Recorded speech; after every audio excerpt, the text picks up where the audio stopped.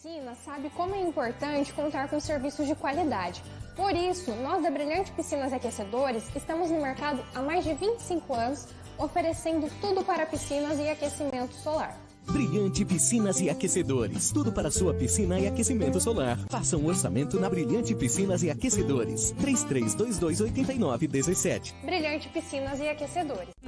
Bateu aquela fome? Não sabe onde ir? Venha conhecer o Senhor Dog, o famoso e tradicional cachorro-quente, especial duplo, malucão e o mais pedido, lanche Senhor Dog. Atendemos no segundo piso do Shopping Royal Plaza, quiosque 302. Ligue 3338-3551.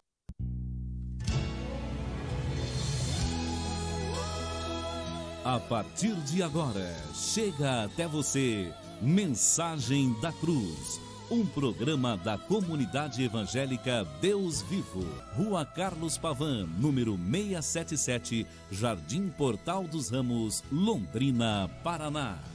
Apresentação, Pastor Wilson Dedim e equipe. Como posso me calar se vejo tanta gente sofrendo e somente o Evangelho tem poder pra libertar? O som da festa vai subir e a sua glória descerá. O show virá um novo som de aleluia. O som da festa vai subir, a sua glória descerá. O show virá um novo som de aleluia. Aleluia.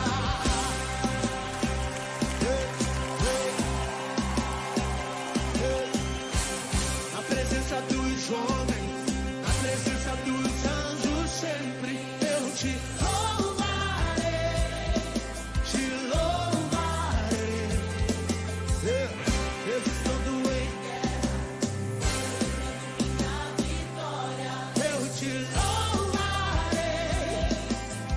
louvarei, sobre toda a terra, todo som se ouvirá.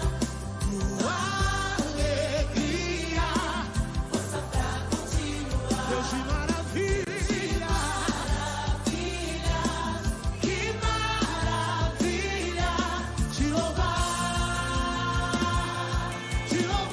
quero ver todo dia, te louvar. Eu entro.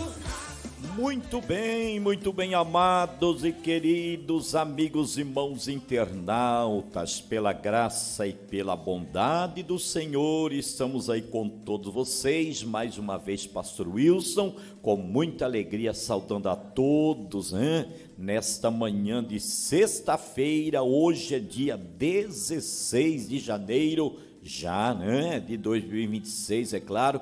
É uma alegria dizer para você, bom dia, a paz do Senhor Jesus.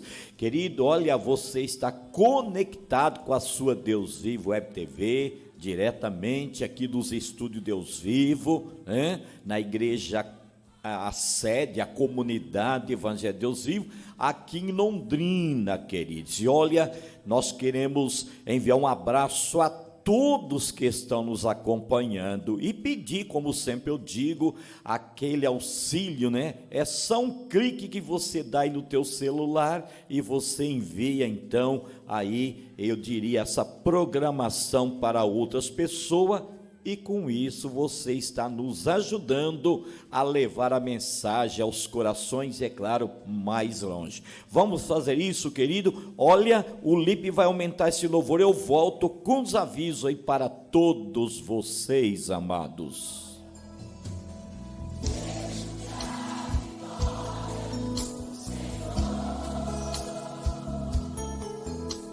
Está chegando aqui neste lugar. O povo acreditou, o povo profetizou, e a vitória veio em nome do Senhor. Esta casa será chamada casa de oração. Amados, hoje dia 16 de janeiro e o Lipe, né, liberou esse louvor maravilhoso. Daqui a pouquinho vou estar falando com os irmãos da região norte, tá? Dizendo a vocês que é amanhã a nossa inauguração, tudo bem? Hoje, sexta-feira, hoje nós temos ensaio do grupo de louvor. Meu abraço a Márcia, a todos os componentes. Hoje, então, às 20 horas, o ensaio de vocês. Eu quero orar com vocês hoje à noite. É tão bom estar junto, próximo de vocês, e a gente está orando junto. Vai ser um ensaio, tudo bem, amados? E eu quero lembrar, Lipe, lá na residência da cooperadora, irmã Helenir, né? Ela que abriu a porta da sua casa e ali tem se tornado um lugar de bênção, tá? Então hoje retorna aí os trabalhos, então nas sextas-feiras, no horário das 20 horas, ali na cidade de Cambé, mais precisamente no Jardim Cidade Verde. Meu abraço a todos os moradores aí da cidade de Cambé. O endereço é Rua Serra da Mantiqueira, número 55, presbítero Monrilton, sua esposa irmã Laís, né, cooperadora irmã Eleni, e uma equipe de irmãos vai estar reunidos hoje a partir das 20 horas. Olha, eu já quero estar com vocês. Gosto muito de estar com os irmãos, e a residência da irmã é um lugar assim muito agradável, um espaço muito gostoso. Que Deus abençoe aí a todos vocês, tudo bem? Deixa eu passar um aviso para vocês aqui ainda, queridos. Exatamente amanhã, Lipe, chegou o dia, né? Deixa eu só voltar um pouquinho aqui, para os amados irmãos, se você entender, queridos, que essa inauguração exatamente aqui, deixar claro para todos vocês aqui, amados, está aberto para quem desejar estar, tá? O que eu queria dizer para você, alguém pergunta, mas eu sou de outra igreja, eu não sou evangélico, pode estar? Claro! É nesse sábado agora, nesse sábado de inauguração de nossa igreja. Eu vou pedir para você colocar a imagem do endereço também. Isso, olha que lugar, hein, Nipim? Meu Deus do céu, dá vontade de estar congregando aí, é verdade. Tudo novinho, limpinho, cheiroso, se eu posso dizer, né? Mas quem vai assumir a igreja ali é o que seja o pastor Wellington com a sua esposa, pastora Jéssica, e uma equipe de irmãos, tá? Então, amanhã, no horário das 19h30. Você está vendo o endereço? Avenida Café Rubiácea 1530, Avenida Café Rubiácea 1530, Jardim Continental, Jardim do Café, são todos assim, interligados esses bairros, né? Aí está aí o Padovani, Jardim Paraty, José Jordano, é assim que dizem, região norte da Grande Londrina. Amanhã estaremos ali. Pastor Wilson vai estar fazendo a inauguração, juntamente com a equipe de obreiros, o grupo de louvor aqui da igreja sede, também vai estar o grupo de dança, e também vai ter o grupo de louvor também, que vai estar amanhã, claro, abrilhantando aí essa festa de inauguração, o grupo de louvor aí da igreja Deus Vivo Continental. Tudo bem, amados? O pastor Miguel já confirmou presença, vai estar com alguns irmãos ali, e aqui da igreja mãe estou pedindo todos que puderem cooperar conosco, tudo bem? Meu abraço, irmão, estou muito feliz. É amanhã, no horário das 19h30, Avenida Café Rubiácea 1530, Jardim Continental. Lembrando que amanhã é dia 17, essa data foi marcada no coração dos irmãos, claro, e no coração do nosso Deus. Tudo bem, amados? E já dizendo a vocês que aí os cultos prosseguem normal. tanto aqui na igreja sede, né, no dia 18, como também, eu diria, né, aí no Jardim Continental, lá no Jardim também, Padovani com o pastor Miguel, aí prossegue os cultos normal. Deixa eu lembrar, Olipe, que no domingo, quem vai estar pregando é o cooperador Júnior Freita, tá? Ele que é lá da cidade de Curitiba, ele vai estar com a gente no sábado cantando e domingo ele vai estar cantando e também vai estar pregando a palavra do Senhor. Tudo bem, amados? Convide as pessoas e leve as pessoas para estar aí, amados e queridos irmãos, juntamente conosco, prestigiando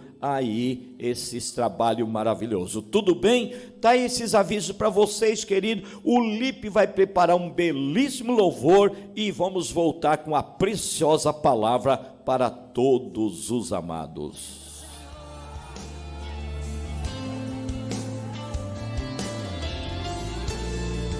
Aumenta, Senhor, o fogo em nós.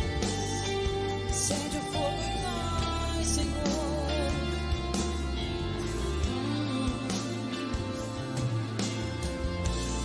Eu me rasgo por inteiro. Faço tudo, mas vem novamente. Eu mergulho na mirra ardente, mas peço que tua presença aumente. E se eu passar pelo fogo, não temerei. Na tua fumaça de glória eu entrarei, longe do santo dos santos, não sei mais viver.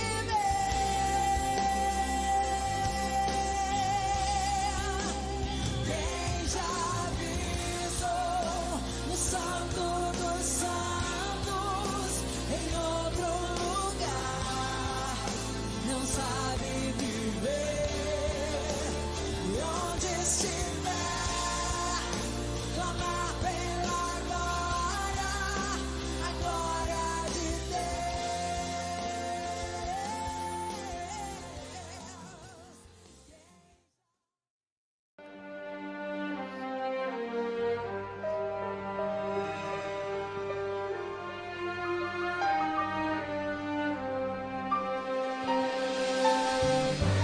O noivo vem,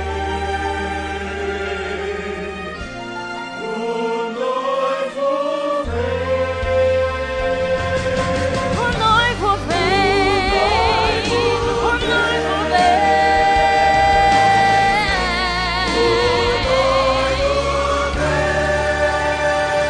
vem. Você está vendo os sinais acontecendo e cada vez isso está crescendo. Fome, terremotos, guerras, maremotos. É o sinal do arrebatamento. Estão dizendo que Jesus não vem buscar a igreja mais. Isso já foi dito há muito tempo atrás. Conformismo está aumentando. Quem era cego está desanimando. Não é tempo de retroceder. Jesus está vindo aí, é tempo de se converter. Pregue o evangelho, fale da cruz. O noivo está chegando, fale de Jesus. Está na Bíblia, abre a Bíblia, estude a Bíblia, pregue a verdade. Não se contamine, vive em santidade. Não há quem doer, não se cale. Jesus pode voltar, se prepare. O céu é uma grande realidade. Se separe, amanhã pode ser tarde. Quando os céus se abrir, eu quero subir, eu quero subir. Vou me santificar, minhas vestes almas têm que estar. Posso sofrer, mas não vou perder a minha coroa.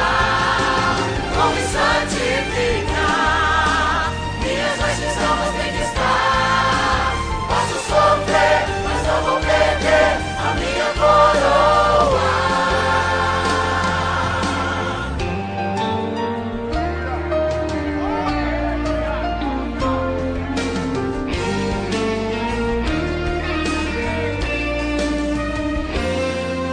Está na Bíblia, abre a Bíblia, estude a Bíblia, pregue a verdade.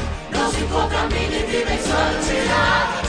Toque no ele, não se cale. Jesus pode voltar, se prepare. O céu é uma grande realidade. Se separe, amanhã pode ser tarde. Quando o céu se abrir, eu quero subir. Eu quero subir. Vou me santificar. Minhas vestes almas têm que estar. Posso sofrer, mas não vou perder a minha coroa. Vou me santificar. Minhas vestes almas têm que estar. Posso sofrer, mas não vou perder a minha coroa. À meia-noite ouviu-se um clamor. Ele é mais brilhante que o sol. Suas vestes é de linho puro. O tempo passou e a promessa continua. Ele vem, o noivo vem, o noivo vem. Ele vem, o noivo vem, o noivo vem.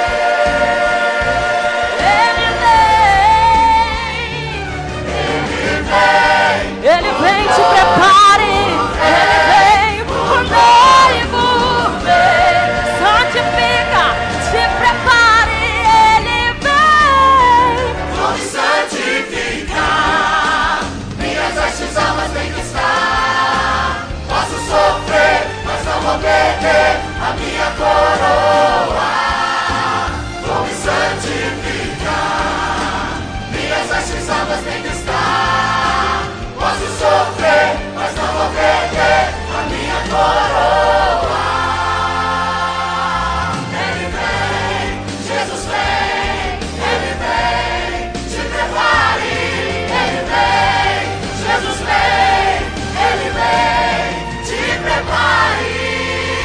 Ele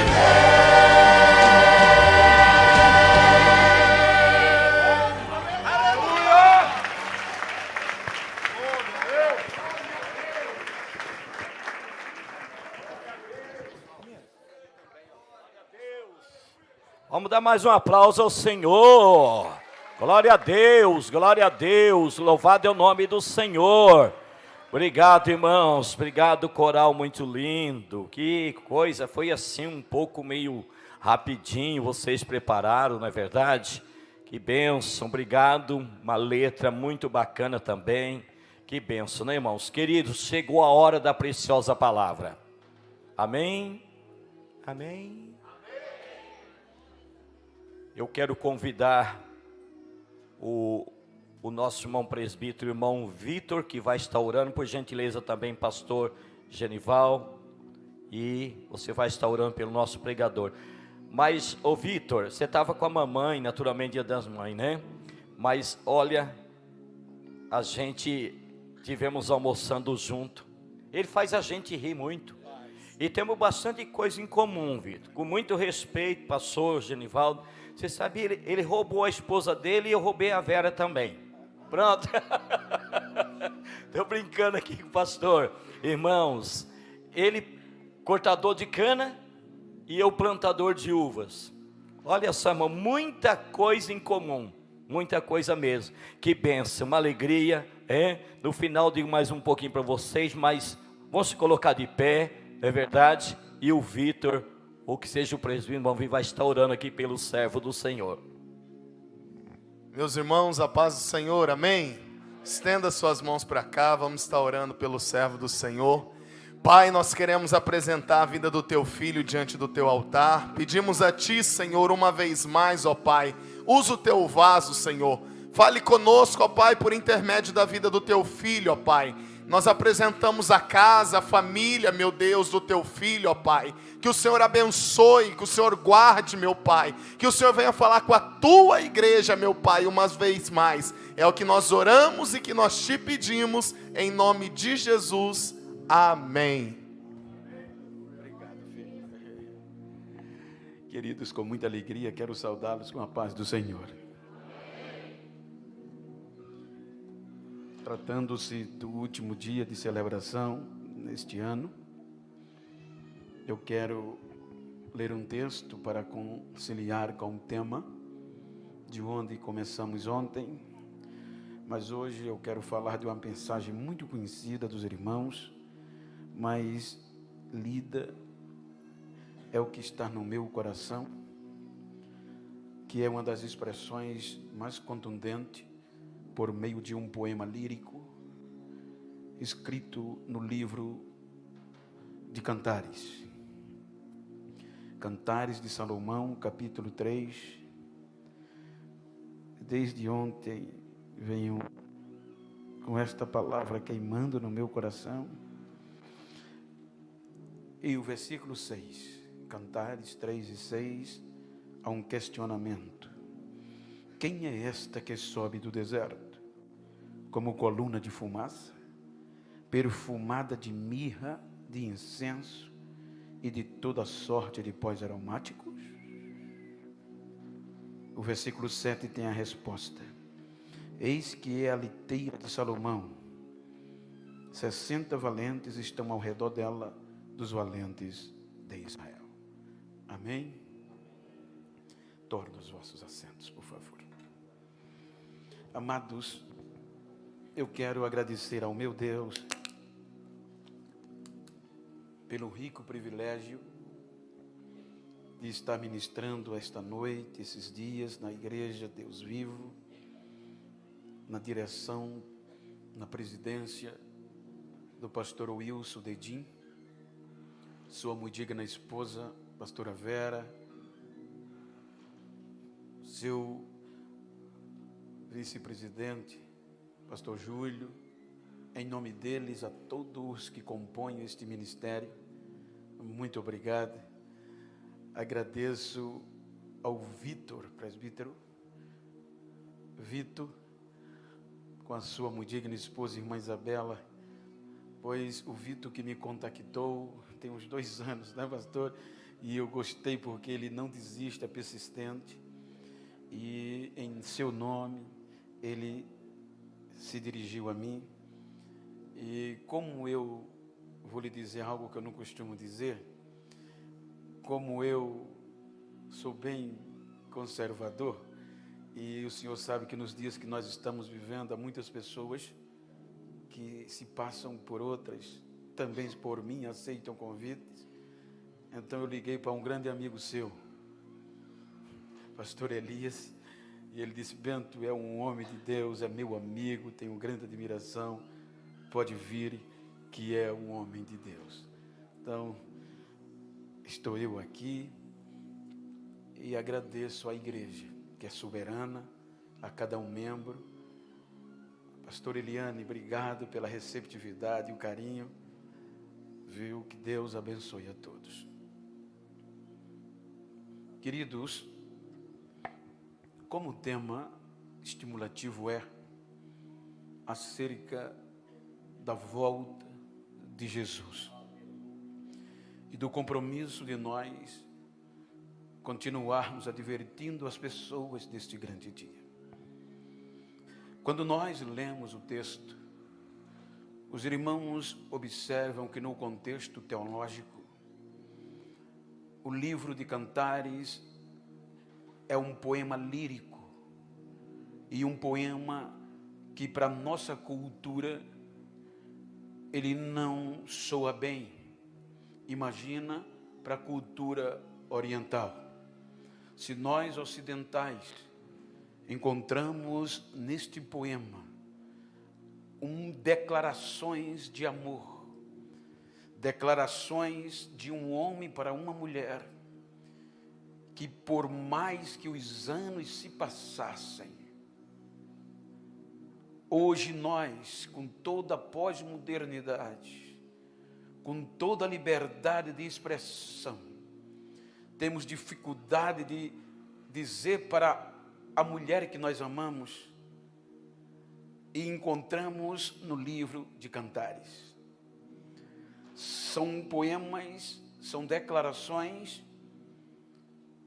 que por vezes achamos pejorativas, porque na declaração dele, ele expõe todo o sentimento do seu coração sem restrição. Então, sendo um poema lírico, ele não foi colocado aqui dentro de uma cultura machista da época, passando pela canosidade das escrituras, por acaso. Existe uma tipologia dentro do livro de Cantares para o Antigo e para o Novo Testamento.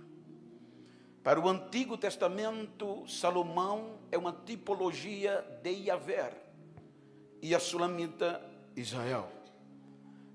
Para o Novo Testamento, Salomão é uma tipologia de Cristo e Sulamita, a igreja.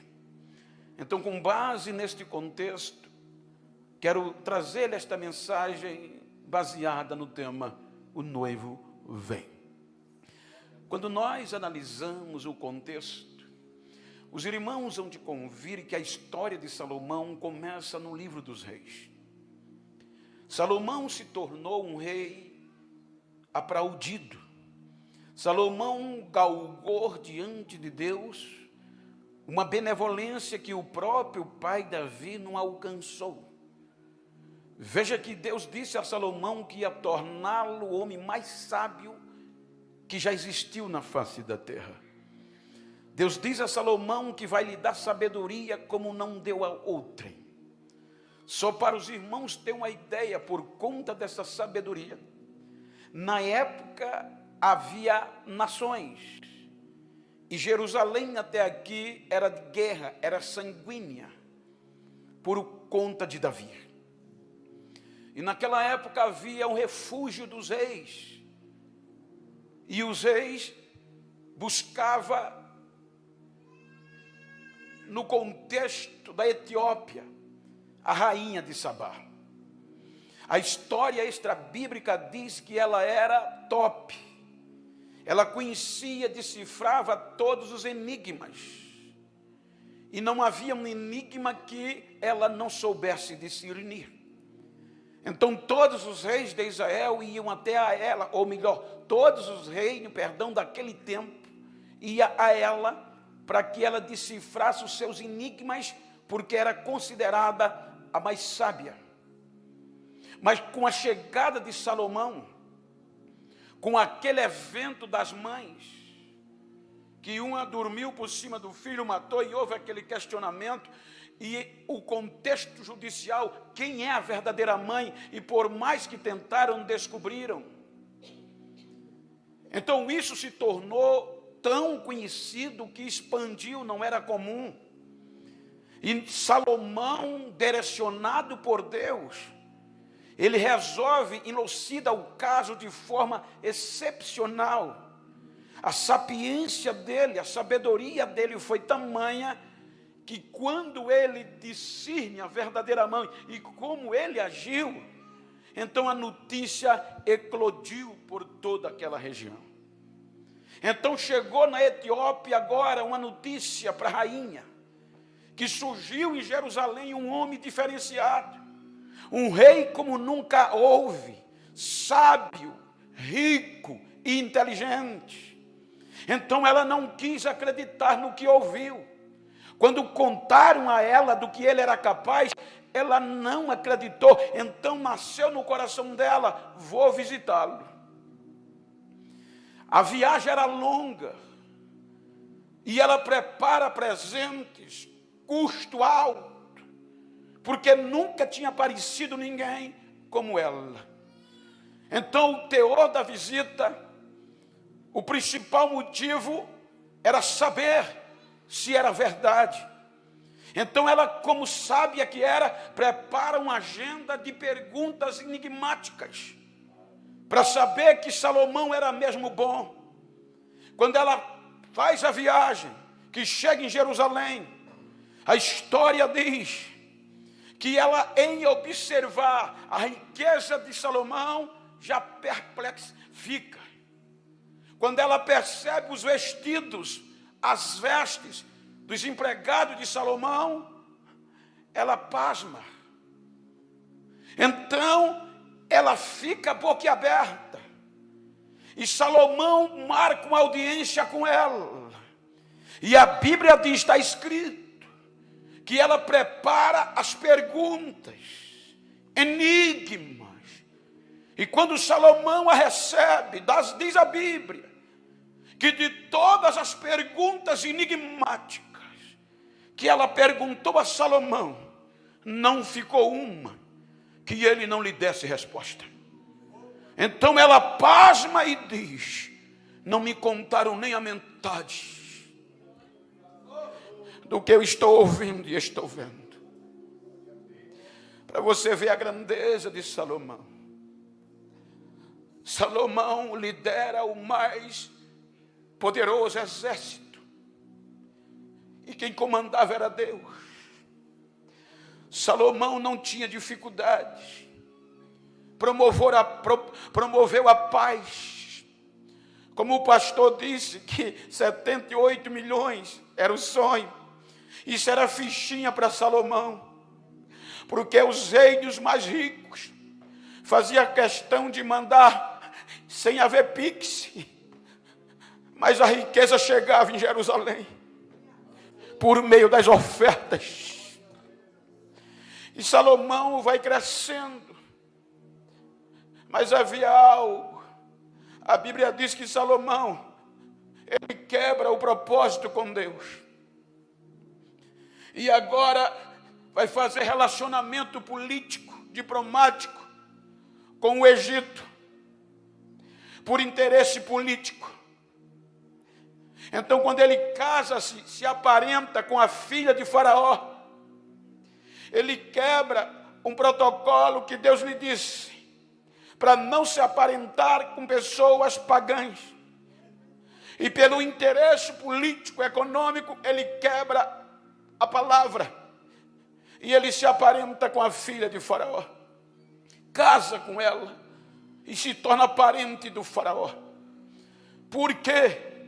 Porque ele não entendia se o exército de Israel era forte e não perdia uma guerra.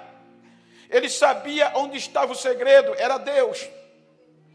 Mas os faraó tinham um exército tão bom e tão batalhador como o de Israel.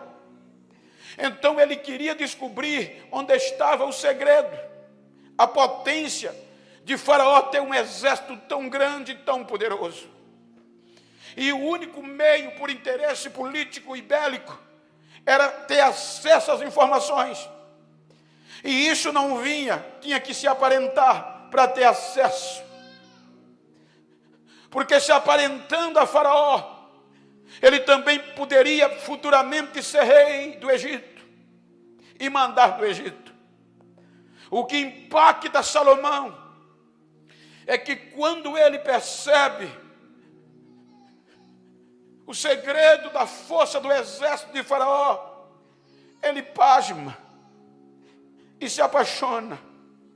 Porque diz a Bíblia, no primeiro livro dos Reis, capítulo 10, versículo 28 e 29, que o que fortalecia o exército de Israel não eram os generais e nem os valentes soldados, mas era justamente nos cavalos, nas éguas, que vinham puxando os carros de guerra. Então ele vai perceber que os cavalos, as éguas, que Faraó trazia para o exército, vinha de uma única região, da Cilícia, de uma cidade chamada Coa. Então esta região era especialista em criar animais. E o rei do Egito, Faraó, comumente já contratava esses animais, já comprava-os direto de Coa, na Cilícia.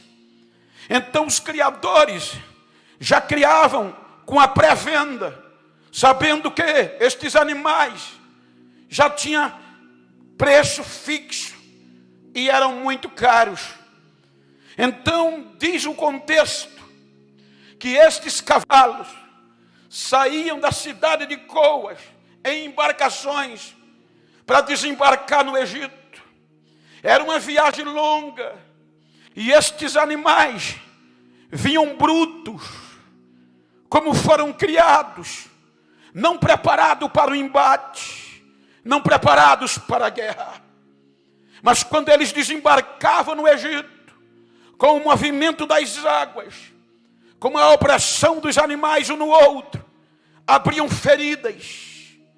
Mas quando eles chegavam no Egito, muitos representantes de reis já estavam lá. Mas os primeiros lotes eram de Faraó. Os melhores lotes eram de Faraó, que já tinha comprado, Júlio. Então, quando era a diferença? Era que o adestrador de Faraó, o representante de Faraó, o enviado de Faraó, já estava esperando os seus lotes. Quando eles desembarcavam, que o adestrador olhava, sangue, ferida, improváveis eram para a guerra.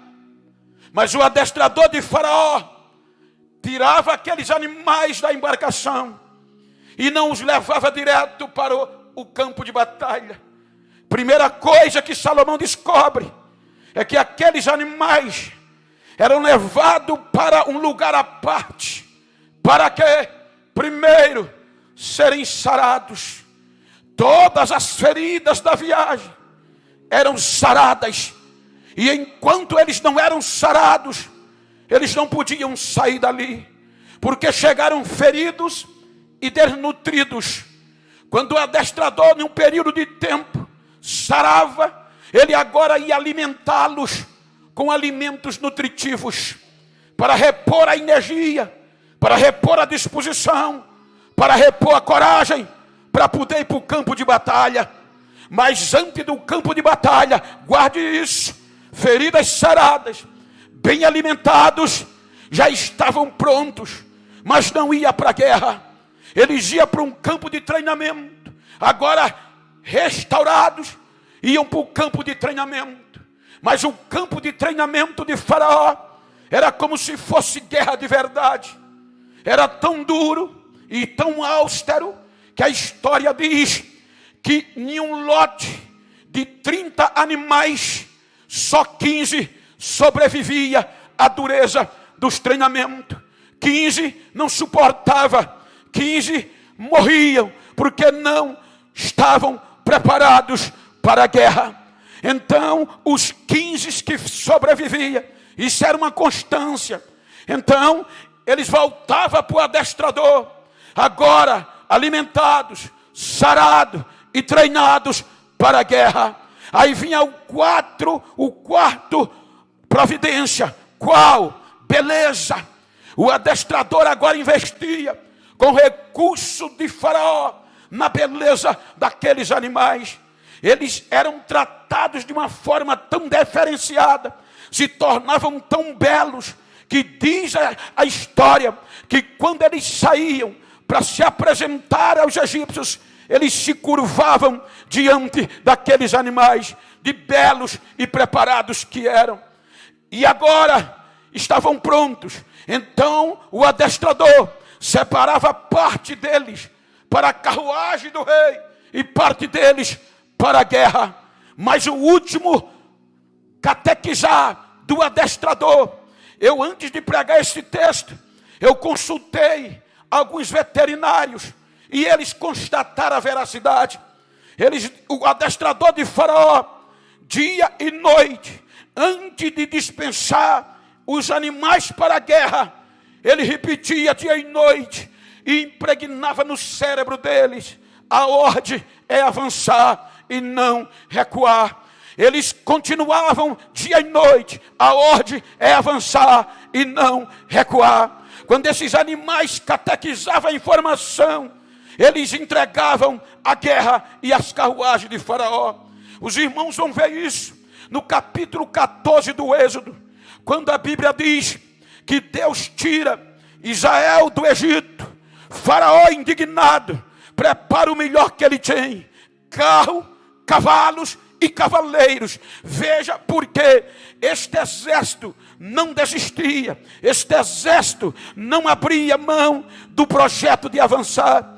Então Faraó prepara o melhor que tinha: carros, cavalos e cavaleiros, com base no contexto do treinamento. Veja que Deus conduziu Israel. A Bíblia diz que quando Deus tirou o povo, colocou uma coluna de nuvem de dia e uma coluna de fogo de noite. E aonde se posicionava esta coluna? Na frente do povo. Mas quando o Faraó mandou o exército para recuperar Israel, Deus viu e o povo viu também. O povo sabia que aquele exército não perdia avanço e não perdia guerra.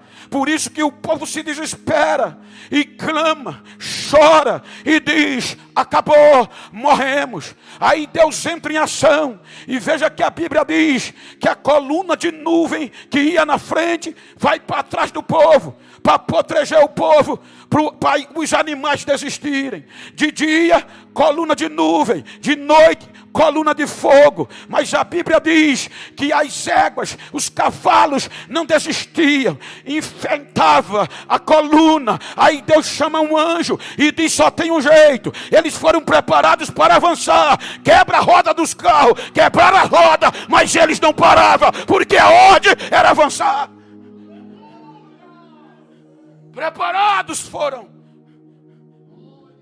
só pararam porque Deus interveio e jogou-los no mar, porque eles não estavam preparados para enfrentar a água.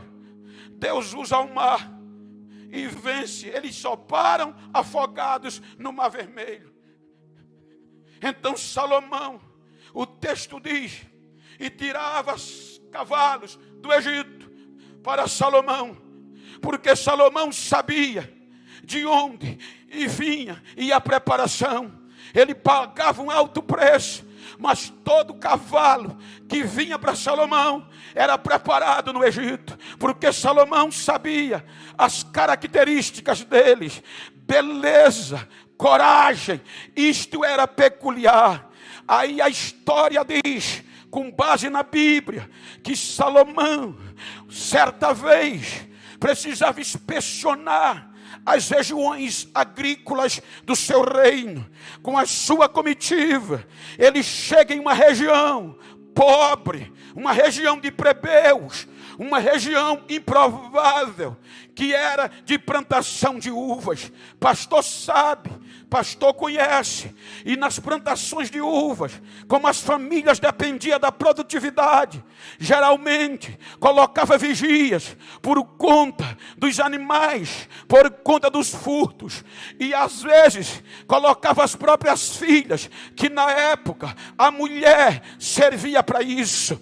E diz a história que quando Salomão, nesta viagem, porque as mulheres usavam o corpo coberto, o rosto, mas os olhos não.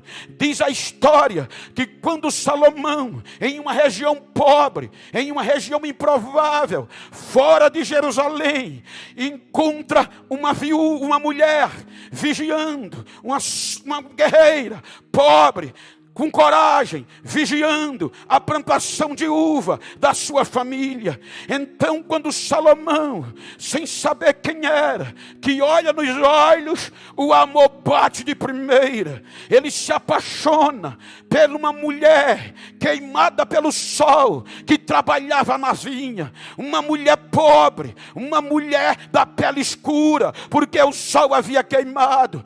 Mas o amor foi tão grande, que ele, quando a vê, capítulo 1 de Cantares, versículo 9, ele abre o coração, e o que é que ele diz? Iguais às éguas dos carros de Faraó, eu te comparo, ó amada minha. Ele usa as maiores características da época.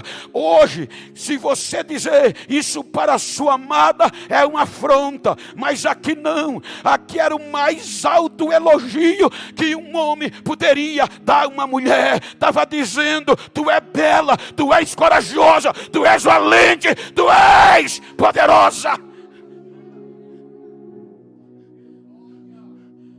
Ele se apaixona como rei. E como rei, ele tinha liberdade de trazê-la para Jerusalém. Mas ele não podia. Porque havia um protocolo na dinastia que dizia que o rei não podia se apaixonar por uma mulher pobre e muito menos da pele escura. Mas o amor foi tão grande que ele tira do coração os maiores elogios e firma um compromisso. Ele diz: eu vou voltar para Jerusalém, eu vou quebrar o protocolo, me espere, me aguarde que eu vou voltar para lhe buscar. Se você continuar lendo, você vai ver que esta promessa, esta aliança, perturbou até as virgens de Jerusalém. Porque a notícia incomodou muita gente. A notícia era: o rei se apaixonou por uma mulher da pele escura e pobre, e prometeu que ela vai reinar com ele em Jerusalém. Então as filhas de Jerusalém, que eram as que tinham requisitos, as bonitonas, de família forte, começaram a tentar desestimulá-la, mandar mensagem para ela: jamais você virá entrar em Jerusalém, porque você é preta, você é pobre, jamais, o protocolo não permite. Mas ela não desistia. O livro diz que ela responde e diz: ó filha de Jerusalém, não olheis para o eu ser morena. Eu sou morena, mas eu tenho promessa do rei. Eu não vou desistir. Eu vou esperar, eu vou esperar, eu vou esperar.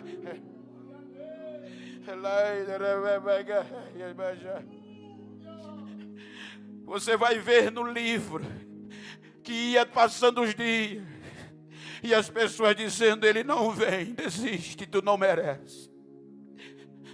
Mas a Bíblia diz que de manhã ela saía procurando notícia, preparada, sem perder a esperança. Ele vem.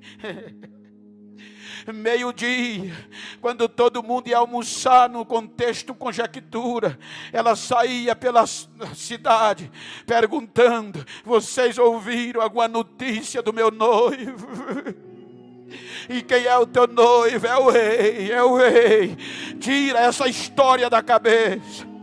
Quando era de noite, ela saía pelas praças, manhã, tarde, noite, encontrava os soldados e dizia: vocês ouviram falar que o meu noivo já está vindo?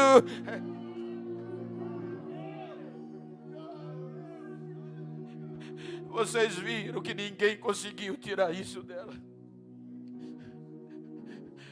Vocês viram o que eu preguei ontem.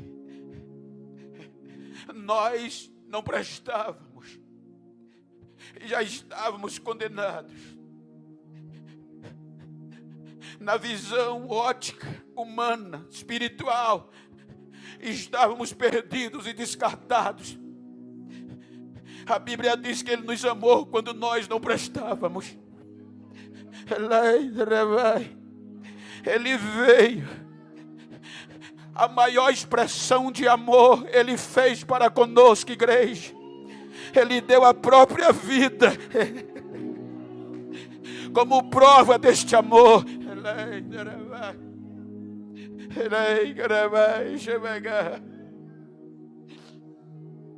Antes de subir o céu, Ele não poderia levar a igreja, os discípulos com Ele, para voltar para Jerusalém celestial, porque ainda tinha outros a virem. E o céu havia protocolo. Primeiro vou cumprir o protocolo. Mas no João 14 ele diz: não fiquem preocupados e nem fique triste o coração de vocês. Eu vou voltar para o meu Pai, Jerusalém celestial, o céu. Mas na casa do meu Pai tem muitas moradas, e eu vou, mas aguarde, eu voltarei outra vez, e vou levar vocês mesmo, para onde eu estiver, vocês estejam também comigo. Eu não vou deixar vocês desamparados.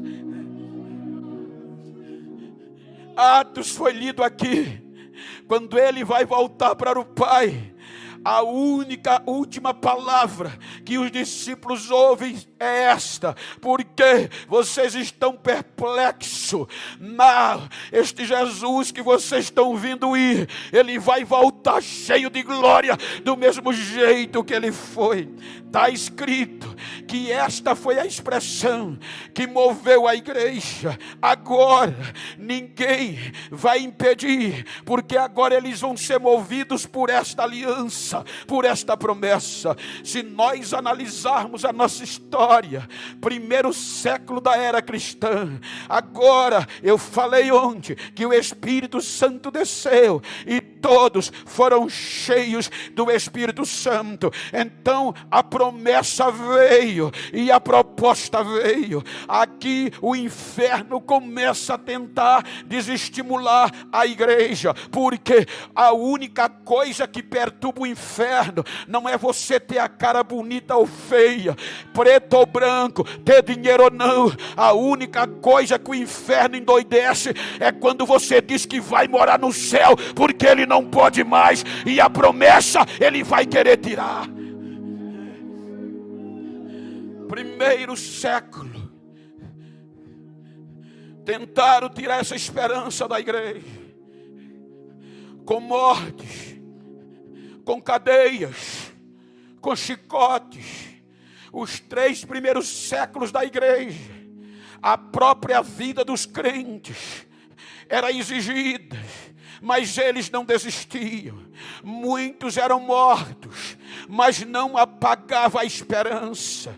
Muitos eram crucificados, mas não apagava a esperança. Muitos eram jogados nas cavernas. O mês passado eu estava em Cesareia Marítima, em Israel, e há 2 meses atrás, há 3, descobriram uma das prisões subterrâneas no palácio de Herodes, em Cesareia. De um lado está a arena, onde os crentes eram jogados para os leões, para as feras, mas no palácio subterrâneo, a prisão aonde até próprio Paulo ficou, eles colocavam os crentes ali, e quando os crentes diziam, não podemos desistir, ele vem, e nós fomos chamados para esperar. Eles tiravam os crentes, jogavam nos leões, os leões vinham, e os crentes não desistiam, era atacando, e eles dando glória a Deus, querendo se encontrar com Jesus.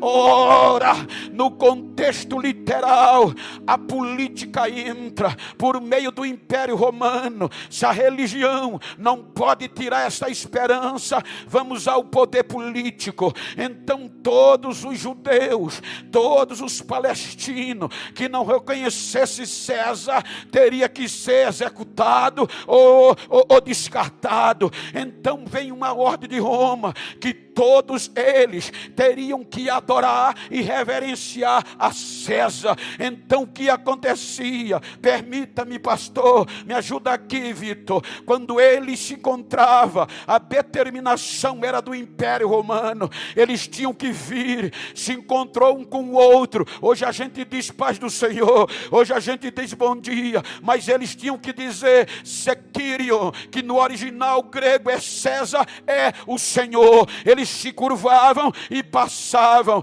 mas agora os verdadeiros cristãos, a noiva de Jesus, não se inclinava, sabendo que a vida estava em risco, mas quando eles se encontravam, eles vinham, olhavam no olho do outro, apertavam a mão e diziam: Maranata, meu irmão, ele vem, ele vem, ele vem, ele vem.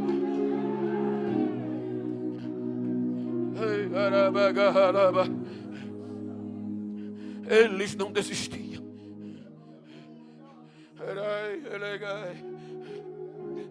Eles não desistiam, movidos por esta promessa e aliança. Século IV, Constantino torna o cristianismo a religião principal do império. Agora era a hora de fazer missões, agora era a hora de ganhar o mundo. Mas os interesses particulares sacerdotais entraram com tanta força que eles começaram a deturpar o verdadeiro cristianismo. Então determinaram que todos os adeptos, que todos que a religião predominava em certo todo o império, tinham que cumprir o dogma. E os dogmas da igreja religiosa não se discute, tem que cumprir. Doutrina você cumpre se quiser, mas os dogmas não, ou cumpre ou vai ser deteriorado com a morte. Então os verdadeiros cristãos, a verdadeira noiva, a igreja não se curvava. Então aí Roma agora desencadeia uma perseguição contra os verdadeiros cristãos, que continuava pregando a volta de Jesus, que continuava dizendo que Jesus ainda vinha. Então eles mandaram os algozes, aonde tivesse um desses, tinham que capturar. Quando capturavam, um algoz sentava-os, colocava a voz no ouvido e dizia: vocês têm que cumprir os dogmas e não pode falar nisso. Esse Jesus não existe, esse Jesus não vem, ele morreu. Aí eles diziam, os irmãos: a gente não pode desistir, aceitamos a aliança e ela já está no sangue e não tem como sair mais. Aí eles diziam: se vocês não desistirem, vão morrer. Pegavam moças e mulheres como vocês, pentecostais, e começava a ameaçar. A história do cristianismo diz que eles pegavam alicates, colocavam nos peitos das mulheres e começava a apertar. Enquanto mais apertava, elas gritavam de dor, porque o seio é uma região sensível. E o algoz dizia: ou vocês desistem, ou nós vamos arrancar os seios. Ela, no meio do sangue da dor, gritava: vocês vão arrancar os nossos seios, mas o que está dentro de nós vocês não vão tirar. Ele vem, ele vem, ele vem. Pegavam jovens, queimavam, ameaçando-os. Enquanto eles eram queimados, em vez de desistir, eles gritavam: eu estou vendo o céu aberto.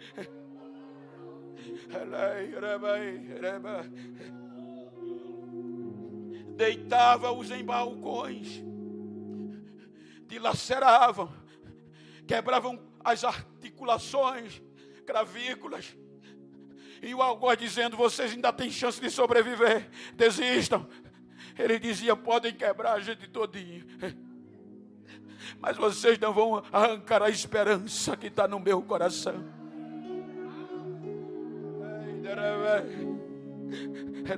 Nada disso parou a igreja. Todos os poderes dominantes, império religioso, tentou tirar a igreja e a promessa de que Jesus vai voltar. Século 1229,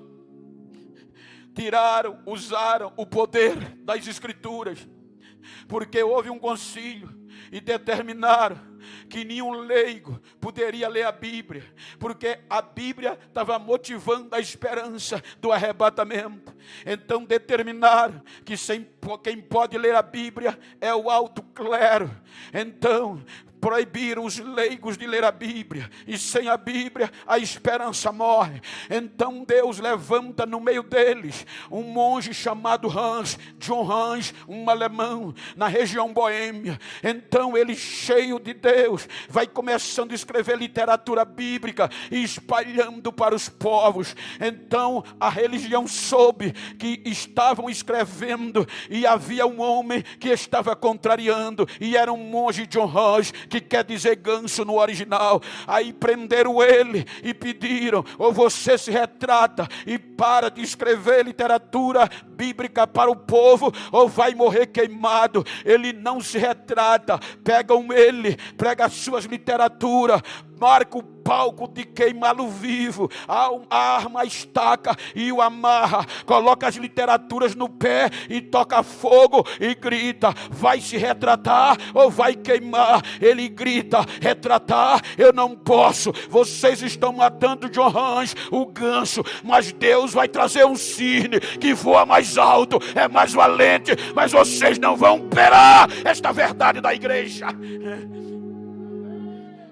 Século 16, 1545. Vem as indulgências plenárias e as indulgências parciais. E qual era o objetivo? O fogo intermediário, a religiosidade. Agora vai tirar essa esperança com base em um lugar de purificação. As autoridades religiosas criam que há entre o céu e o inferno um fogo purificador das almas chamado de purgatório. Então, para construir uma grande basílica, eles começaram a disseminar em toda parte, no domínio romano, que se alguém tinha um parente morto, e este parente viveu ruim aqui, mas não tão ruim de ir para o inferno, cada oferta, quanto mais o valor da oferta alto fosse, mais rápido aquela alma era purificada pelo fogo e já entrava no céu. Se ele viveu bom, mas não tão bom de entrar no céu, esta oferta fazia ele entrar no céu pela purificação do fogo do purgatório. Indulgências plenárias e indulgências parciais. Então isso vai tomando proporção. Aí é quando Deus levanta Martinho Lutero, porque esta indulgência tirava o poder da graça, da fé e da glória e do sangue. Aí Martinho Lutero era um monge conceituado e vai defender a fé com base na carta de Paulo, que o justo vive é pela fé. Não é indulgência, não é fogo de purgatório, é a fé em acreditar que ele vem, é a fé de acreditar que a promessa ainda está de pé.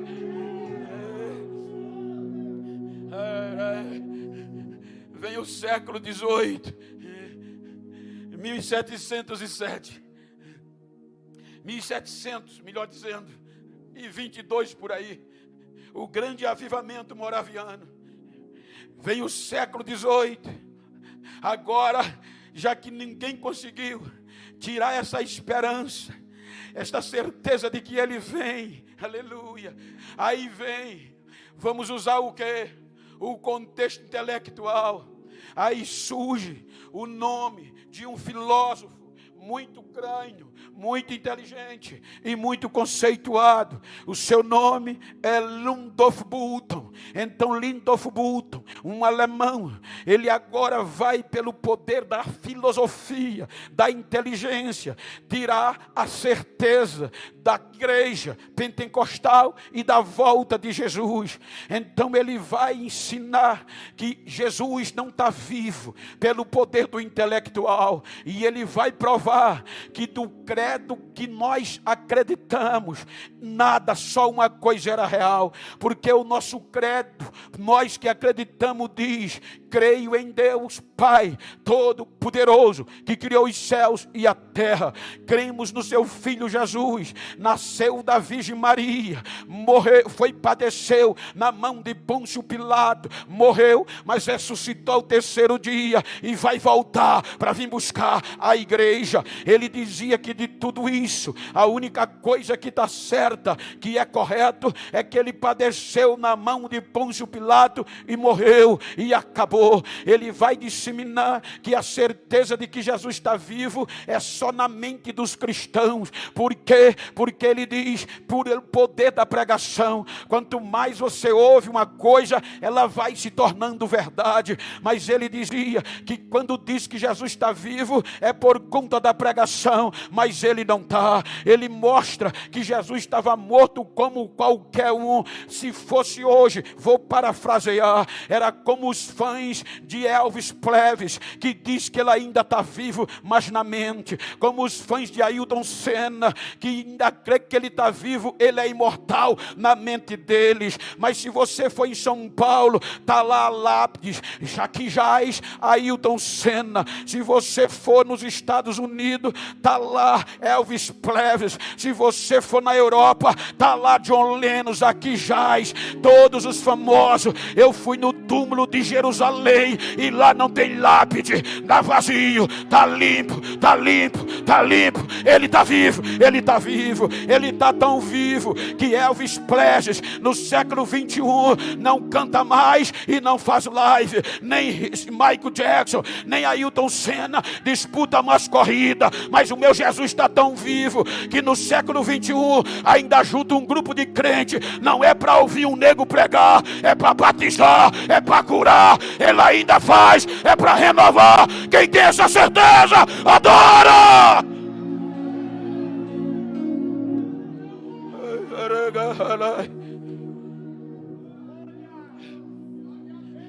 Não conseguiram parar.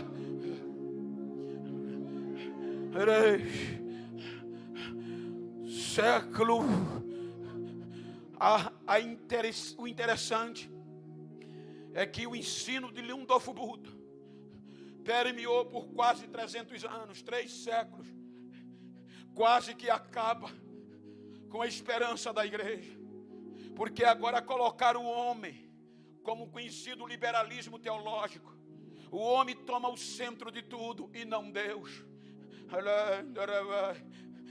Século 20, 1904, é quando um país na Europa, chamado País de Gales, é incendiado por um jovem de 13 anos, que movido pela esperança do arrebatamento, procurou o pastor e disse: pastor, eu quero falar da volta de Jesus e quero ser cheio do Espírito Santo. O pastor disse: vai orar. Ele dobrou o joelho, demorou 13 anos, com 26 anos de oração, o Espírito Santo tomou Evan Robert e ele começou a pregar a volta de Jesus na Europa, e o poder começou a cair. Em um ano, quase 100 mil pessoas num país pequeno se renderam e o avivamento caiu, tomou o mundo e é conhecido como um dos maiores avivamentos pentecostais, porque agora voltou ao coração que Rudolf Bultmann estava errado e que Jesus continua vivo e vai voltar para buscar a igreja.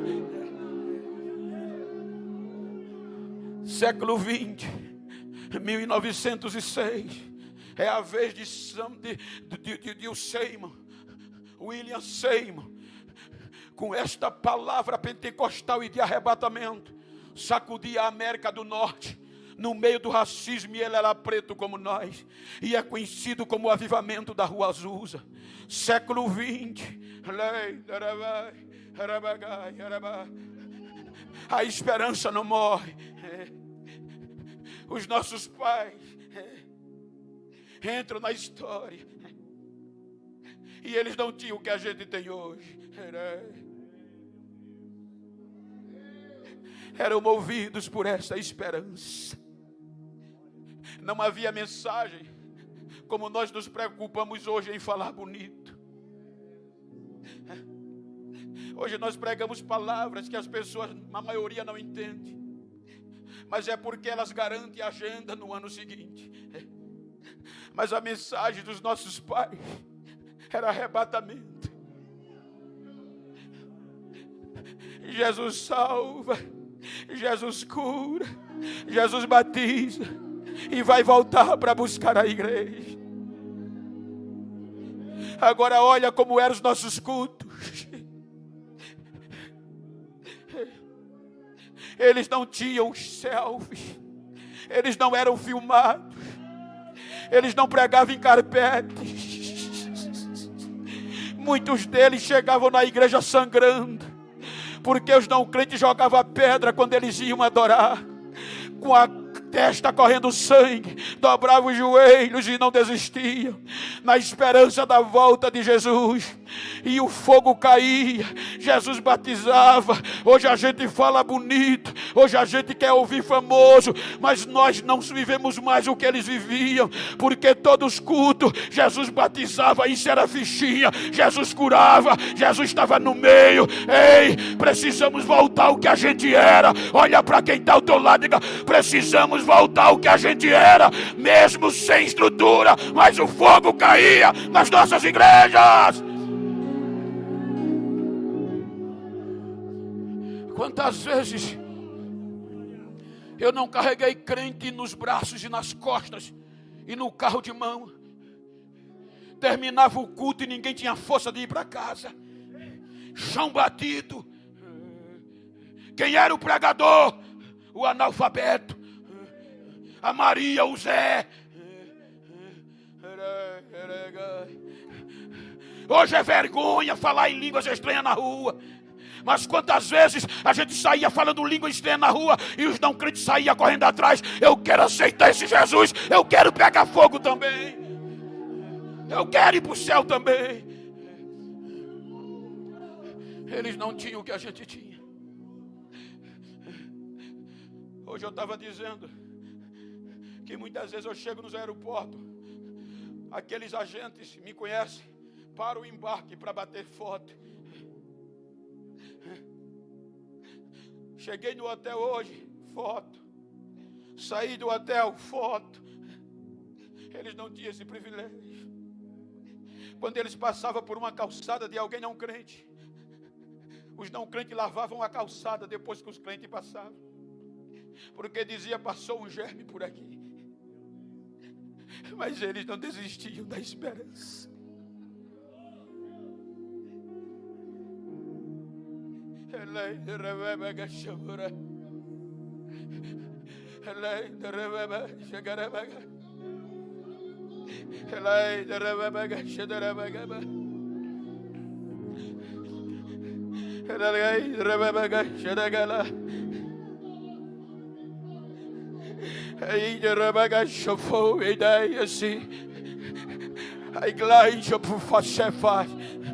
A minha glória está invadindo estes corredores.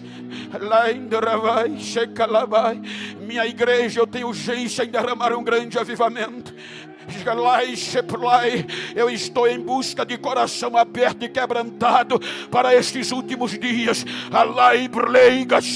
para que vocês saibam que eu tenho urgência. Eu derramo a minha unção no meio de vós, e a minha glória está levantando caídos e restaurando vidas. Assim diz o Senhor: receba uma apoteose da minha glória.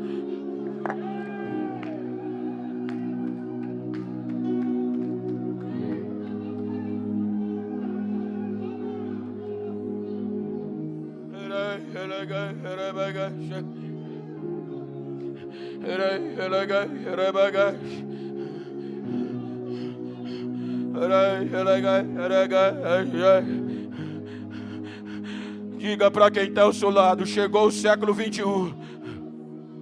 Mas fala com vida, diga: chegou o século 21 e com ele a pós-modernidade.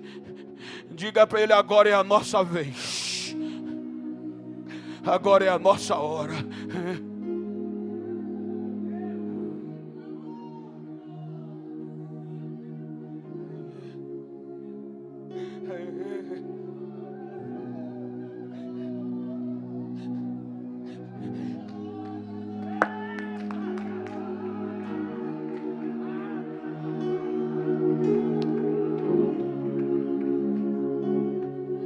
A pós-modernidade, eu volto a dizer, está tirando a mensagem do arrebatamento.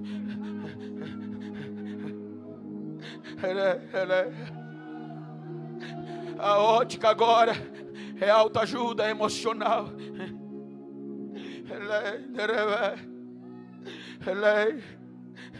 Eu ouço e eu repito, eu tenho ouvido e recebido mensagem dizendo: Bento, para de pregar a Bíblia. Tu não precisa mais suar o paletó. Tu não precisa mais estar pulando nem correndo. É século 21. Tu chegou no topo. Tu prega todo mês fora do Brasil. 1, 2, 3 vezes. Tu prega nos maiores congressos do Brasil, prega nos Gideões, prega nas convenções. Então para que tá mais pulando, correndo, falando língua e falando em arrebatamento? A nova geração não quer ouvir mais isso, Bento. A nova geração quer ouvir o coach, e é bom, mas ele busca simplesmente tirar o melhor das pessoas pelo apelo do homem. O homem pode até, mas sem o Espírito não tem como conseguir o máximo. É pelo Espírito que esta promessa está de pé. Então vem, pega coach, pega psicologia, porque nos últimos dias, Bento, depois da pandemia, a igreja está precisando, não está precisando de poder Pentecoste, nem de arrebatamento, mas é levantar a cabeça. Eu digo, eu não posso parar de pregar Pentecoste e arrebatamento, porque vou continuar suando o paletó, porque fui chamado para isso e creio nisso, que a hora está chegando. Cadê a geração que vem comigo? Cadê a geração que ainda acredita na volta de Jesus? Cadê a geração que ainda fala em mistério do século 21? Eu estou batendo nisso. Tem muitas igrejas pentecostais que já foram palco de grande avivamento. Eu estava pregando num congresso na Suíça e tinha uma placa na igreja: também funciona aos domingos, porque ninguém quer ir mais. Prego nos Estados Unidos e palco de avivamento. Hoje é boate, hoje é museu. Prego em Londres, prego na Europa. Você vê as grandes catedrais que nós contamos a história. Hoje é 5 velhinhos. Estava pregando em uma grande igreja do século XVIII, em uma cidade americana, cerca de 1.300 lugares, e o pastor brasileiro disse: pastor, sabe quantos crentes? Está lá a foto dos presidentes, palco de avivamento. Sabe quantos crentes congrega hoje? Não, 20 velhinhos, e não tem um jovem, porque esqueceram e a pós-modernidade roubou, e hoje o século 21 estão querendo tirar isso de nós, dizendo: para de pregar Pentecoste, para de pegar arrebatamento, isso não dá futuro. A igreja está deprimida, mas eu louvo a Deus que no dia de hoje eu estou na igreja do poder de Deus, e aqui ainda pode. Não pode, pastor? Aqui ainda pode, não pode? Então deixa eu ouvir o barulho de línguas estranhas, deixa eu ouvir a igreja que vai subir, vai subir, vai subir, vai subir.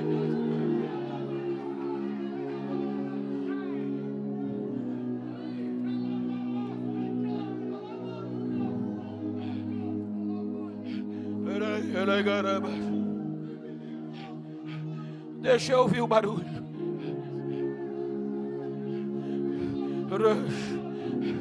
Quando a filosofia, nos tempos de Paulo, quando a pós-modernidade grega romana quis tirar a esperança da igreja de Corinto, dizendo: vivam o melhor que você pode.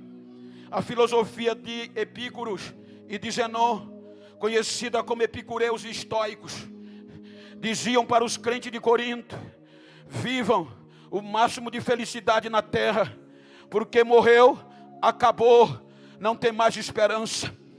Então a igreja de Corinto vai se desfiando no poder. A igreja que vivenciou os 9 dons, a igreja pentecostal começou a dar ouvidos que Jesus não estava vivo e que não ia voltar.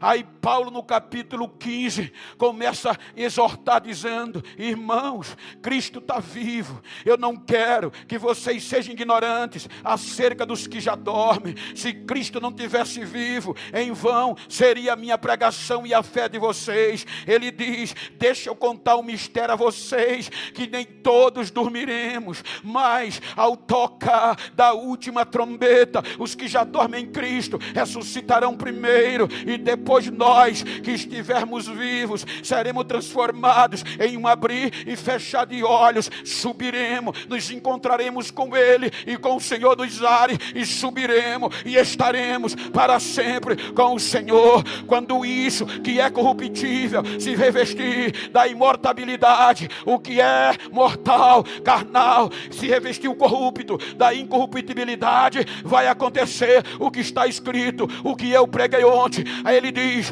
que nós vamos subir cantando um corinho. E qual é o corinho? É de desaforo. Ele diz, quando isso acontecer, nós vamos ter tempo de cantar um corinho e subir dizendo: ó morte, aonde está o teu aguilhão? Ó inferno, cadê a tua vitória? O aguilhão da morte é o pecado, e a força do pecado é a lei, mas graças a Deus por Jesus Cristo que nos dá vitória. Portanto, meus amados irmãos, sejam firmes, sejam constantes. O arrebatamento vem, a hora vem, o noivo vem.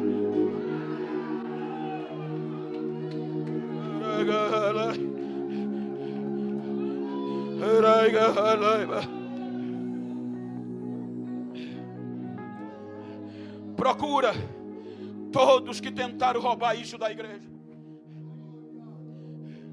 Procura os poderes do primeiro século, caíram. Procura o poder político do Império Romano, caiu. Procura o grande templo onde centralizaram a sua fé e não em Deus, foi derrubado. Procura todos que se levantaram contra a igreja, não resistiram, ficaram para trás. E a igreja de pé, e a igreja viva, e a igreja dizendo: o noivo vem, ele vem, ele vem, ele vem, ele vem. Olha para quem está ao teu lado, diz: ele vem.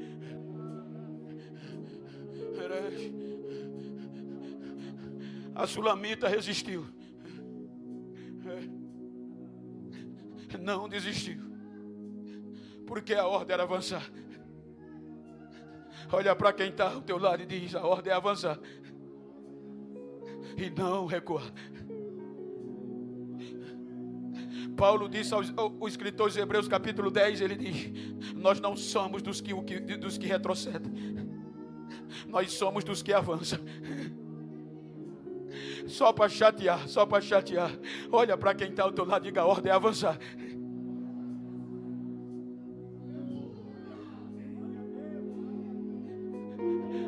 Quando pensavam que o noivo não viria,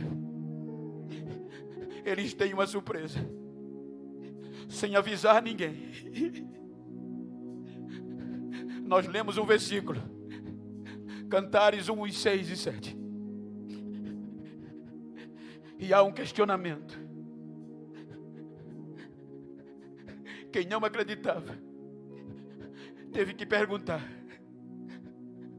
quem é esta que sobe do deserto feito coluna de fumaça? O que é isto? Aí alguém vai olhar. É a liteira do rei Salomão. E a liteira do rei Salomão só saía em cortejo nupcial.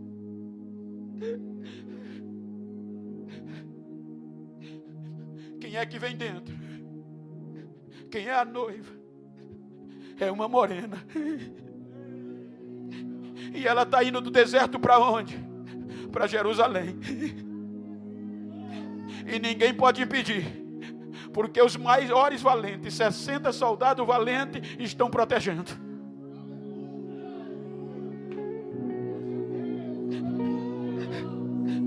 Os portões se abrem.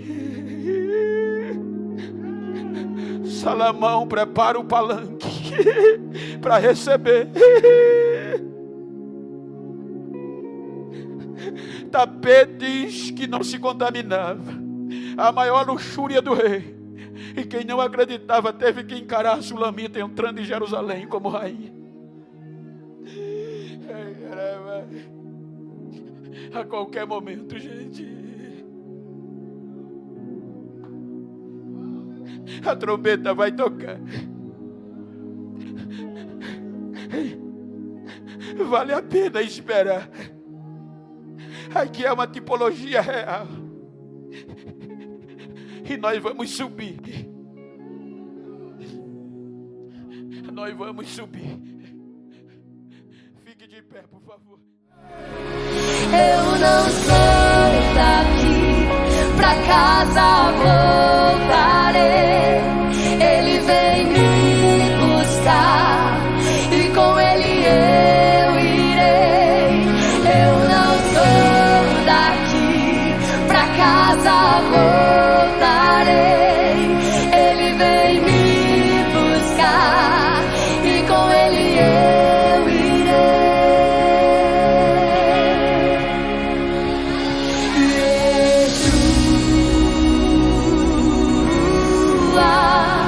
O Messias aguardado, ele vem me buscar. Yeshua, o Messias aguardado, ele vem me buscar.